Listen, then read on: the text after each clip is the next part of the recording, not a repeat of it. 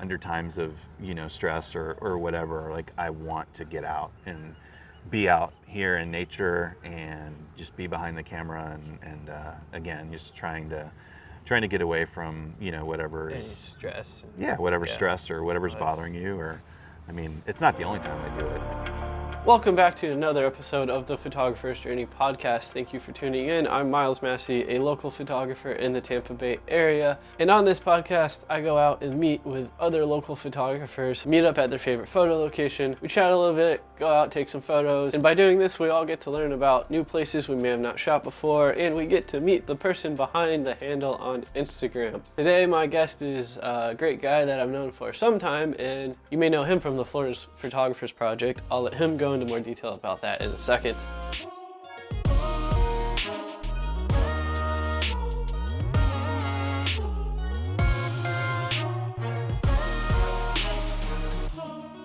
My guest today is Nick Ledford, or Florida Photo Nick. His things will be on the screen. You'll see it. Anyways, let's get to the show. Thanks for coming out to the second episode of the Photographer's Journey podcast. I don't really have an intro planned for you, so do you just want to tell people who you are? Sure. Yeah, my name is Nick. On Instagram, FL Photo Nick. I've lived in the St. Pete area my whole life. Born about 5 minutes from here, and take a lot of photos around here. Now, we kind of met through Instagram, Yeah. and you did the Florida Photographers Project. That was pretty cool. It's similar to this, but more of a blog, right? Exactly. It was all text oriented and photo oriented, and I think I would ask about 20 questions or so, and let people write about a paragraph in response, and just try to get an idea of what their process is like and why they chose photography as a hobby. But what Yeah. ultimately made you want to start that? I started that because, when I started photography, this probably dates myself, but Flickr was how you sort of shared your photos. Yeah, I mean, never got into that. So yeah, I mean, that's so old, and it's even before Facebook, that I was doing that. And photography, kind of went from Flickr to, those type of sites to Facebook and then to Instagram. And just along that way, it just seemed to me that you lost a lot of the content became shallower and shallower, just in terms of your interaction with other photographers, what you knew about the photos and them. And so that's kind of what made me start it. Was I wanted to understand the person behind the camera. Okay. And just get to know, what they were about, why they're doing it, what drove them to be a photographer. You were telling me about your dad earlier. Yeah. And he had a big influence on you getting out of the house and getting started in photography. Yeah, so my dad and my brother both passed away within 2 years of each other. I was about 20 years old. And That's rough. yeah, needless to say, I was in a bad spot for a while mentally, and photography was one of the things that got me out of the house, got me out of my head, and just generally made me a happier person. And so I've pretty much stuck with it ever since. So it's therapeutic for you, maybe? Most definitely, and even today, right? It's the same thing.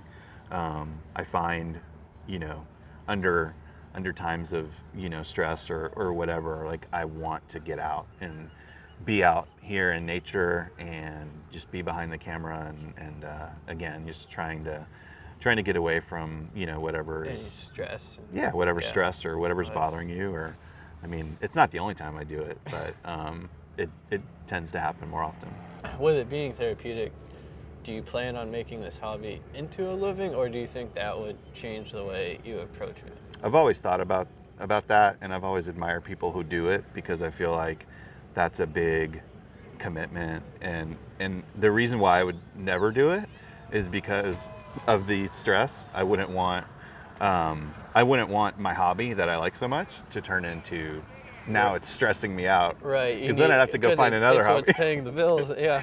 Yeah, but I totally understand why people Yeah. want to do it for a living. Totally get it. I'm lucky. I have more than just a 9-to-5 job. So my job is, it's stressful at times, but I enjoy doing it. And so that's another thing that makes even just getting out hard, right? I have to Yeah. force it, because I don't It's just have time. it's easy to sit there and be like, It's I'm not going out we today. have plenty to plenty to do, plenty that keeps me busy and Yeah. makes it hard. Yeah.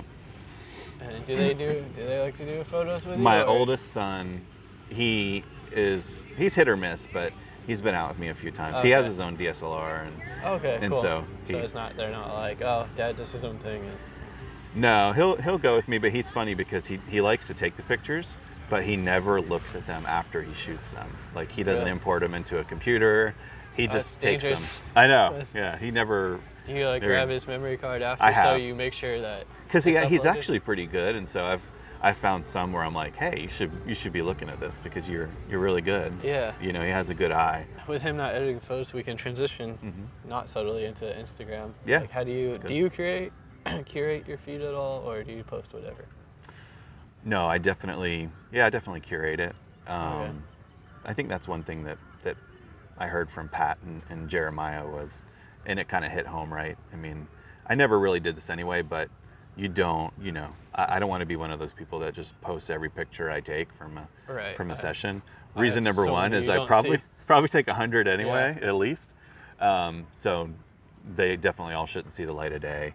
But I try to just post the best one. I asked this question in Florida Photographers, and I was really kind of surprised at the kickback it got. But you know, are you looking is engagement, right, something that drives you as a photographer? So if you post something that you really like and it was, did dismal in your eyes, right, in terms of however you judge it, right, likes or comments or whatever, or shares, would that, kind of hurt your feelings? And like, to me, just to be honest, it would, right, because that's I post stuff for people to see, and I hope they like it. And so if I felt like they didn't, that would bother me. The Florida Southern College, I know. Yeah. You were telling me before you went. You were telling me about it. You were super excited about it. Was that like a big trip you'd had planned for years, or Not at all. Not at all. So last November, I had to take a work trip to Buffalo, New York, and I was sort of looking at what can you do in Buffalo, right? I know you go to Niagara Falls, which I did, and that was amazing. But another thing that I did was I went and took a tour of a Frank Lloyd Wright house. Someone had commissioned a house to be built for them by Frank Lloyd Wright. And so I went and did the tour, and that was my first exposure to his architecture. But I knew that there was some locally. So because I was going to take that tour, I've actually gone to Florida Southern a couple times because they have the largest collection of Frank Lloyd Wright design buildings in the United States in one spot. And so I was like, well, that seems like a good place to go. Yeah. And so it was just one of those things where I really wanted to see it, was interested, and decided I would take my camera along because that's what we do. Yes. And it's always in my car. yeah, so all those pictures, I don't know, you may have noticed, like they're all black and white. Yeah. I figured you did that for a reason. I did it because I was talking to Pat about that. If it feels like you want to, right? The star of the show is the architecture, right? Not the surroundings colors, exactly. The sky or clouds or whatever. So I just tried to focus like on the shapes and stuff. And yeah, that was fun. To me, that was a step in a direction that I'd never been before. Okay, so that's kind of like going out of your comfort zone. So when we were talking earlier, you mentioned you were anti-gearhead. Yeah, I love that idea because so many people think you need all the big true. accessories Yeah. and stuff, but I started with DIY glide cam made out of PVC pipe. Yeah. So I'm just curious to hear like why you're such an anti-gearhead. I mean, part of it is because it's hard for me to justify spending thousands of dollars on gear. I don't You're like not going to see your money back. I don't like the idea of that. It's a hobby. I can still have just as much fun. And sure, it's probably a little bit more challenging. So my camera, for example, I got it like on a Black Friday sale at Target. It's a T6 Canon. I'm shooting on a T4. That's like my crash cam that I set up, and my main one's the 5D Mark II. Yeah. I'm realizing it's pretty old now, but they get the trick done. It does, right? I mean, so I've used Facebook Marketplace. I've gotten some I like to shop, like if I see an old camera with like a nice lens on it and someone who doesn't realize that they've got such a nice lens, I'll buy it. And so I've done that for my son. That's where he got his camera. Okay. And then I've kind of taken the lenses and given him some of my older Give ones. him the kit lens. Yeah. So that's what I've just tried to do. I just try to buy secondhand if I can, and then just a low budget body. I think as long as you know what it can and can't do, you're okay. Yeah, we need to learn the basics. Yeah. I like to emulate what I like in other photos. Right. And so, when it came to like long exposure photography, you just Google it and you see, okay, well, do I need different equipment? What settings do I need? Why do I need those settings?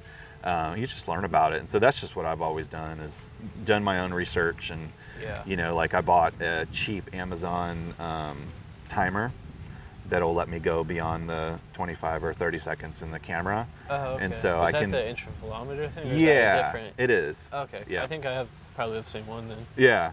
And so, then I can go and shoot with a really heavy filter. I can shoot, 2-3 minute exposures. And I think that's pretty cool. What I gained from the hobby is groups like Cleargram and these projects that you're doing. I think give you a chance to not only meet some people in person and get to know them on a deeper level, but then also, even the online interactions have been really positive. Just socializing with like-minded people, as well as getting outdoors and Yeah, that was kind of the thing that, like, switching over to photography and stuff, I was like, I didn't really know the community when I moved back here, so like what Jeremiah's doing is great. 'Cause, Yeah. met, like you said, meet people like you. Yeah. And you and me are the same. Like, we don't really like approaching people. Right. We might get approached when we have our camera. Yeah. That's just people wanting photos. um, but yeah, getting to meet the photographers and like learning different things from them. Yeah. Is Yeah, I cool. think that's a huge positive. Because you cannot pay me enough money to get up for sunrise unless I'm on vacation and want that photo. So we talked a lot about sunsets. Is that kind of your Yeah. favorite time of?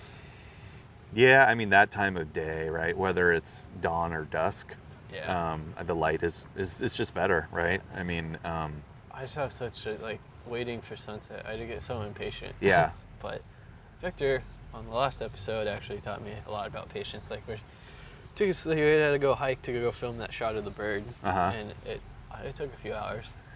Yeah, I follow a few birding photographers, if you will, on Mhm. Instagram, and I don't know how they do it. To be honest with you, I would love to go and just watch their, how patient they must be, because I'm totally not a patient person. Yeah. So it'd probably drive me bonkers. He's out there all day, and he has the giant lens, and Yeah. but everybody was so cool there. Like, every photographer has that 400, 600 lens, but they're always like, hey, I think he said there's a falcon or something up in the tree. Yeah. Like, let us know if we wanted to get it. So it's cool to have that camaraderie.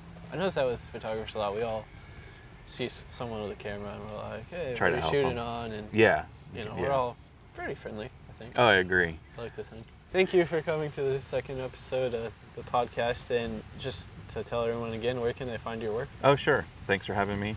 FL Photo Nick on FL Instagram. Photo Nick. All right. Thanks for putting up with all the noises. Oh, yeah.